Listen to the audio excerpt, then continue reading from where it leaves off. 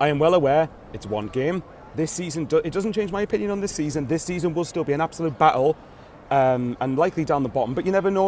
Look, I'm not going to get carried away. I think it's still going to be a battle down the bottom to stay up. But I'm going to say this and enjoy this. And I'll take absolute pleasure in saying Chris Sutton and AI, screw you.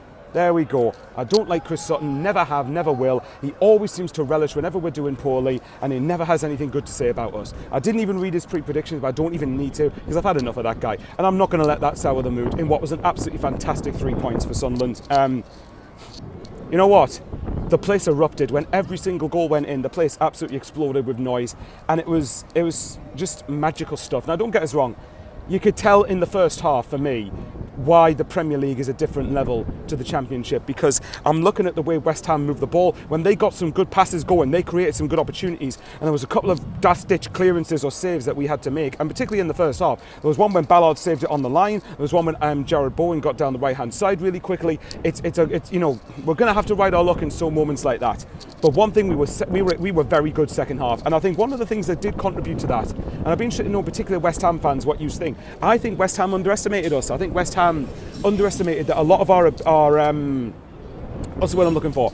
I think a lot of our strengths are going to be when we're quick in transition, and particularly Diarra, I think, looks a real player, just based on what I've seen of the first game, because obviously I don't like people writing players off, so I can't do the opposite and say players will be absolutely mint after a couple of games. But you can tell straight away why Diarra was our record signing. Some of his positional play was good. He got a really good chance in the first half that he would say himself he probably should have scored. But either way, it was really encouraging stuff to see. Some of the play when we got going was really, really good to see. And obviously that comes down to confidence, doesn't it? It's a lot of the time it is down to confidence. And, you know, I was very, very impressed with our composure in the second half. Sorry, I just pushed it a bit up here, that's better. I was very impressed with our composure in the second half. And I'm trying to think second half, apart from a save from a set piece, I think it was from a set piece anyway, that West Ham had when they were 2-0, not long before Wilson Isidor scored. You know, Roofs had to save them, but I don't think he had that much to do, which was quite surprising. Now, I know there's obviously a bit of and ahhing about West Ham. I don't think apparently they haven't had the best summer window, but at the end of the day, games like this, we have to be winning if we want to have, or at least getting something if we want to have a chance of staying up this season. And like I said, it doesn't change my perspective that this season will still be a battle, but milk it, enjoy it. You know what? We've had to play, with all due respect to these teams, we've had to play like of Accrington and Wimbledon and Gillingham in League One only 3 and a bit years ago.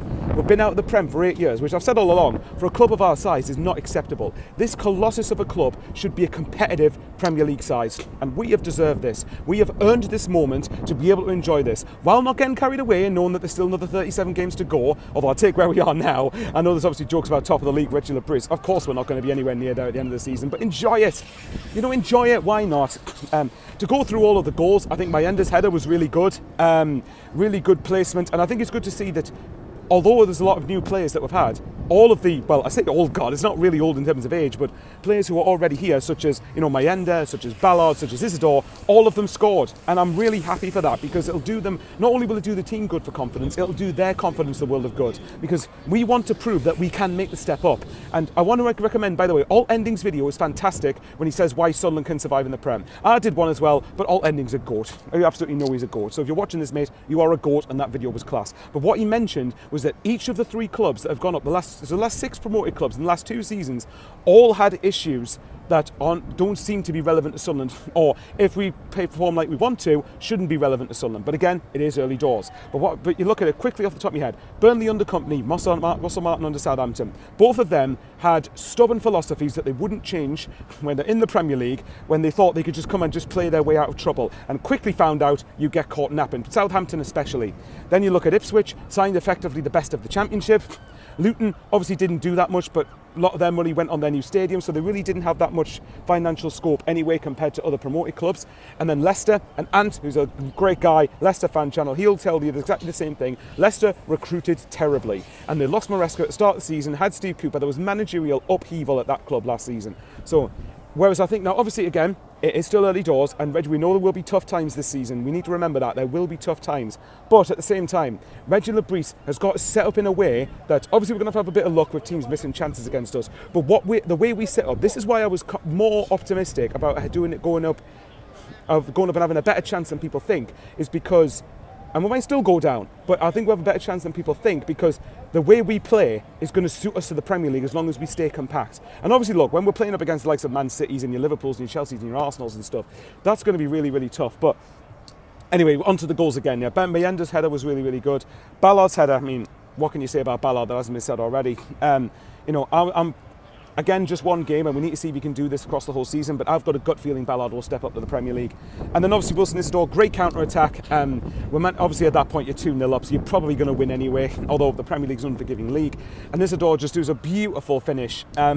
Catches Matt Hermanson completely off guard, and honestly the stadium just went into absolute pandemonium, even though we were 2-0 up and that goal hit us on the break, but it was just, it's just brilliant. And I love the entirety of the day. You could just tell around the city that the buzz is back. Sunderland are, at least for this season, Sunderland are back where we belong. Hopefully we stay where we belong, which is the Premier League. But look, as for West Ham, West Ham for me, they had the ball in decent areas in the first half, and obviously they had more of the ball, but I expected it, and they had a couple of good chances. But I thought second half, West Ham were really, really poor.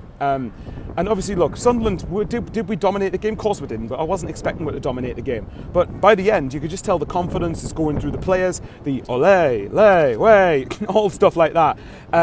When we were passing the ball around, when we were in a comfortable position, 3-0 up, or 2-0 up even. So look, it's just brilliant. It's great to win on the opening day of the Premier League, because obviously the longer that goes on without a win, the more confidence takes a hit, or quicker confidence takes a hit. Now, next week is still a massive game away at Burnley. We need to at least get something there, hopefully.